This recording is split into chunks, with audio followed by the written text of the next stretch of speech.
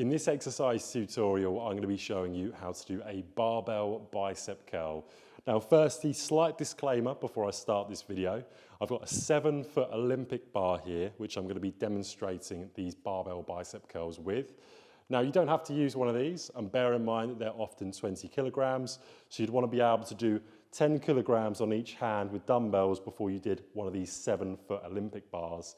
Now, in gyms, they often have pre-made bars. They're a lot smaller. They've got weights on the side, fixed weights. Often they'll say the weight on the end of the barbell. You can progress through those before doing something like this. Of course, there's other types of barbell. There's an EZ bar, which I'll cover in a separate video of how to do that. Now, firstly, whatever barbell you're using, it's always the same. So what you're going to do is you're going to have your hands at shoulder width apart. So I'm going to pick up this barbell, shoulder width apart. I've got my elbows locked into my body, my shoulders are back, and then from this position, what I'm going to do is I'm going to only bend my elbow.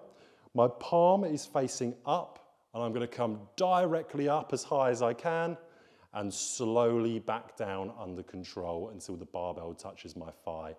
What you want to do is make sure that you're in complete control of the movement. You're not swinging the weight up, doing your repetitions, nice and strict with your form, coming slowly up and back down, getting the maximum out of the exercise. If I show you from a side-on view, so feet hip width apart, I've got my elbows locked in, shoulders back, looking forwards, and those elbows are staying locked in as I'm bringing that palm up position into a full bicep contraction and slowly lowering the weight down under control until I touch my knees.